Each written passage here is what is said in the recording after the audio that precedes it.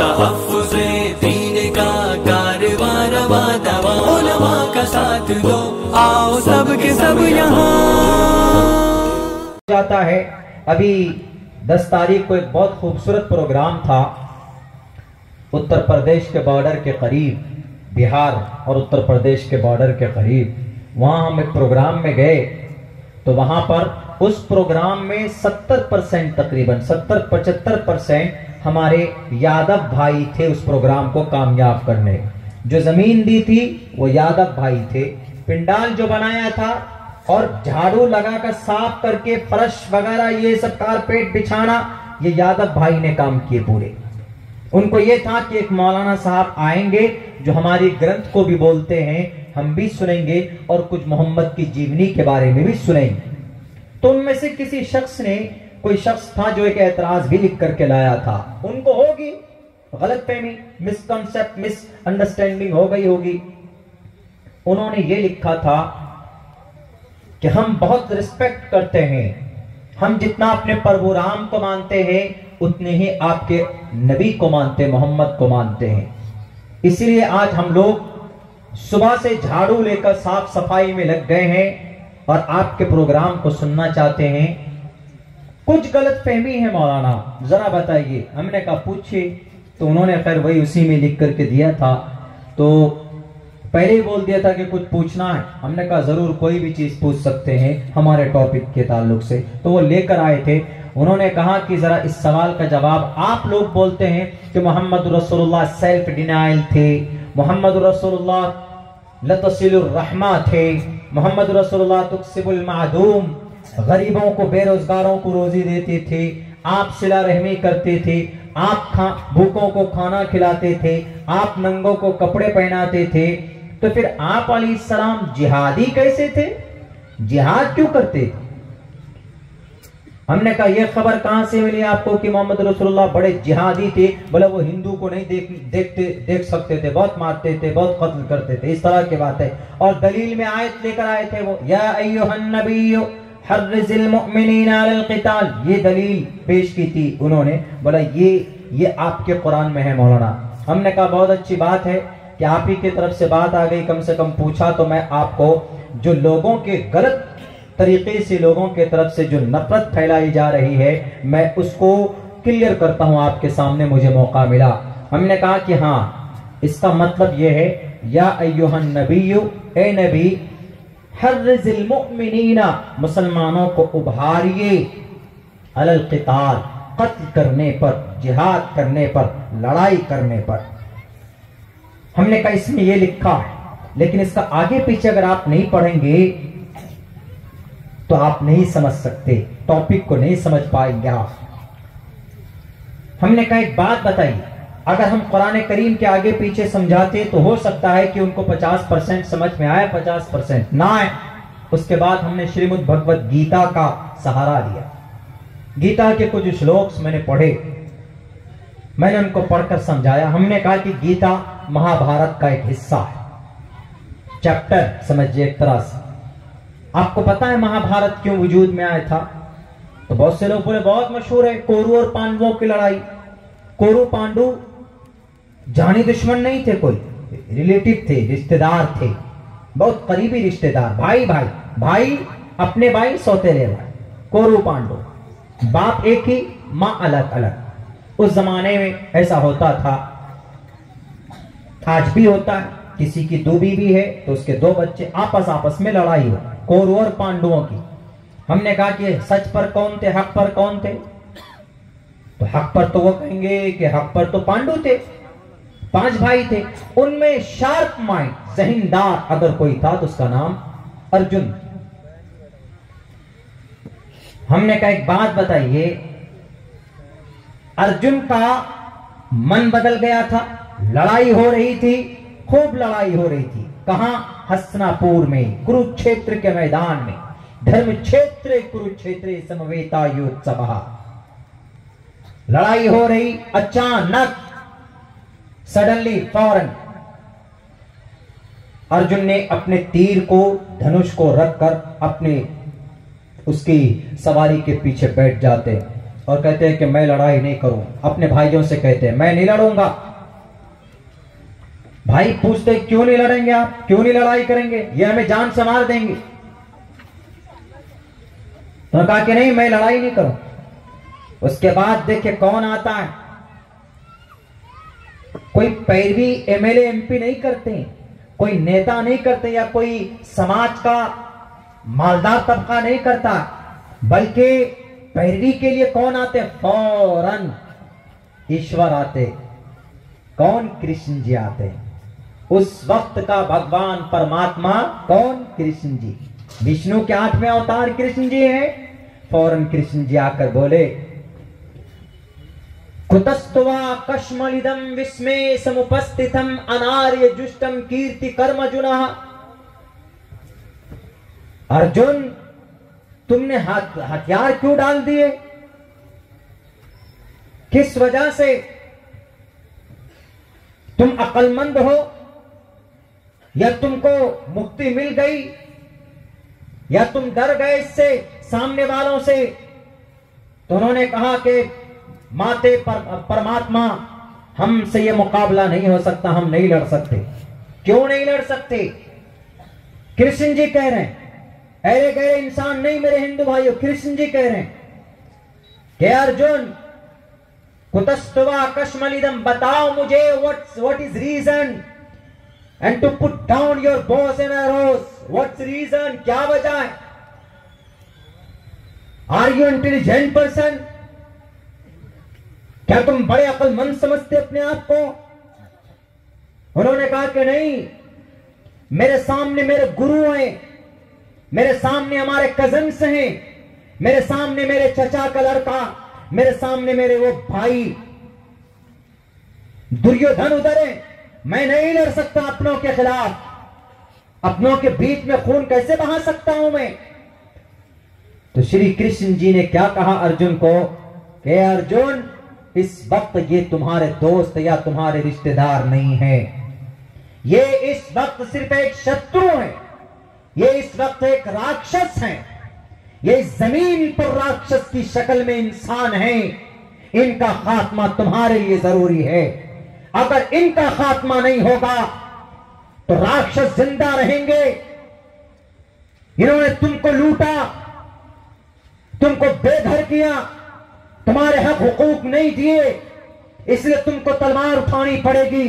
और यूं कहा शुद्रो हृदय दौर्बल्यम, उठाओ तीर और धनुष को, कमजोर मत बनो, मैं तुम्हारे साथ हूं। और जिस वक्त ये बातें हो रही थी उस वक्त ये नहीं कि नॉर्मल बात हो रही थी, कहा जाता है गीता की जुबान में, हमारे हिंदू भाई भी जानते हैं इस बात को, कि जब अर्जुन और कृष्ण जी के बीच में बात हो रही थी तो उसने, कृष्ण जी ने पूरी दुनिया के वक्त को रोक दिया था, क्योंकि बहुत ही संजीदा टॉपिक के ऊपर बात हो रही थी। और यूं कहा साफ लफ्जों में, शुद्रो हृदय दौर्बल्यम, उठाओ तीर और तलवार को सामने। सिर्फ तुम्हारे दुश्मन है, तुम्हारे गुरु नहीं है, तुम्हारे चचेरे भाई नहीं, तुम्हारे फुफेरे भाई नहीं है, ये सिर्फ एक जालिम है, एक दुश्मन है। इनका खात्मा करना तुम्हारा लक्ष्य होना चाहिए। अगर धर्म को बचाना चाहते हो, अगर अमन शांति को बहाल रखना चाहते हो, तो इन जालिमों को, इन राक्षसों को तुमको मारना होगा। तब जाकर अर्जुन उठाए तीर और तलवार को, उन्होंने फिर जो लड़ाई शुरू की है। अर्जुन जी तीर चलाते और कृष्ण जी बने हुए कौन, पायलट बने हुए हैं, ड्राइवर बने हुए हैं, तंबी कर रहे हैं, ऐसे करना है हमला, गाइडलाइन कर रहे हैं, कैसे तुमको इनका मुकाबला करना है। हमने कहा कि बताइए आप किसको गलत कहेंगे। एक कृष्ण जी, एक परमात्मा गलत हो सकता, इंसानों को मारने की बात कर सकता। दुर्योधन इंसान था कि नहीं था, वो गलती किया, लेकिन मारने की परमिशन कैसे दी गई। लेकिन उनका पाप, उनका जुल्म बढ़ गया था, कौरवों का पांडवों के जरिए से उनका खात्मा कराना था। तो कृष्ण जी आकर कहा कि उठाओ तलवार। वहां पर गीता में कृष्ण जी ने कहा शुद्रो हृदय दौर्बल्य। बिल्कुल सेम इसी तरीके से मोहम्मद रसूलुल्लाह सल्लल्लाहु अलैहि वसल्लम के जमाने में, उनके जमाने में कुछ ऐसे लोग थे जो मुआदा हुआ था कि हम लड़ाई नहीं करेंगे, हम खिलाफ वर्जी नहीं करेंगे, मुआदे के खिलाफ नहीं जाएंगे, हम इत्तिहाद के साथ रहेंगे, मुत्तहिद होकर लड़ेंगे, हम कोई भी बदअहदी नहीं करेंगे, पीछे से कोई साजिशें नहीं रचेंगे। उस वक्त ये जायज था कि अगर कोई बदअहदी करे, अगर कोई उस वक्त के संगठन के खिलाफ जाए, उस वक्त के जो सुलह होते थे उसके खिलाफ जाए, तो उस वक्त उनके खिलाफ तलवार उठाने की इजाजत थी। अल्लाह तबारक व तआला ने या अय्युहन नबी हर्रिज़िल मुअमिनीन अलल क़िताल, उन लोगों के लिए कहा गया जो मोहम्मद रसूलुल्लाह के खात्मे की बात करते थे, जो कुरान को मिटाने की बात करते थे, जो इंसानियत को खत्म करने की बात करते थे, उनके लिए अल्लाह तबारक व तआला ने कहा, ए नबी उठो और मुसलमानों को कहो कि क़िताल करो इन जालिमों के लिए। जैसे गीता में अर्जुन को कृष्ण जी के जरिए से आदेश दिया जाता है, शुद्रो हृदय दौर बल्लियमा, तलवार उठाकर इनका खात्मा करो, सेम इसी तरीके पर कुरान करीम में अल्लाह के नबी अलैहिस्सलातु वस्सलाम का ऑर्डर दिया जाता है। हमने कहा कि बताइए हमारे यादव भाई, कौन गलत? कुरान गलत की गीता गलत? उन्होंने कहा कि हाँ मौलाना। हमने कहा कि अब इसी को लोग बोल देते हैं जिहाद, खामखा जिहाद। हमने कहा हम लोग तो कभी तकरीरों में भी जिक्र नहीं करते जिहाद विहाद का। हाँ, जिहाद वगैरह का अल्फाज हम लोग तारीख में जहां जहां पर इस तरह के वाकयात हुए वो उस वक्त इस्तेमाल किया जाता है, बोला जाता है। जैसे अंग्रेज आया था तो इस देश को बचाने के लिए अपनी जान की कुर्बानी पेश करना, जालिमों को भगाना, और यूं कहा गया था कि अगर जालिम इस देश में रहेगा तो हमारा देश गुलाम होगा। उस वक्त शाह अब्दुल अजीज मुहद्दिस देहलवी ने कहा था कि जन तन मन धन से मुकाबला करो। हमने कहा वो है जिहाद अंग्रेज के खिलाफ। हमारे मुल्क पर अगर हमला कर दे, नेपाल श्रीलंका हमला कर दे, तो हमारी जो फौज लड़ाई करेगी उनसे, मुकाबला करेगी उनसे, या चाइना कब्जा करे तो हमारी फौज अपनी जमीन को कब्जा करने के लिए जो हमला करते, हमने कहा वो है जिहाद, वो जिहाद है। और यही निजाम इस्लाम में है। इस्लाम नहीं कि भाई आप यादव हैं, मैं अब्दुल रहमान हूं, तुम यादव क्यों हो, लो तुमको मारेंगे, ऐसा कहीं नहीं है इस्लाम। हमने कहा ये तो एक साजिश है। बोला मौलाना ये तो हम लोग सोचे नहीं। हमने कहा बता, ये सेम पैटर्न कभी कभी ऐसा होता है कि लड़ाई झगड़ा करना जरूरी हो जाता है, हाँ, लेकिन यह है कि उसके प्रोसेस, उसके कानून, उसके सिस्टम होते हैं। जैसे रावण के साथ राम जी ने किया था, नहीं करते तो राम जी का खात्मा करते, वो सीता की इज्जत और आबरू से खिलवाड़ करते, वो भी जरूरी था। कौरवों के साथ मुकाबला पांडवों का जरूरी था, कृष्ण जी को आना पड़ा। और ऐसे उतबा, शैबा, वलीद, हंजला को तो अल्लाह के नबी ने तो 13 साल तक वैसे भी माफ कर दिया था।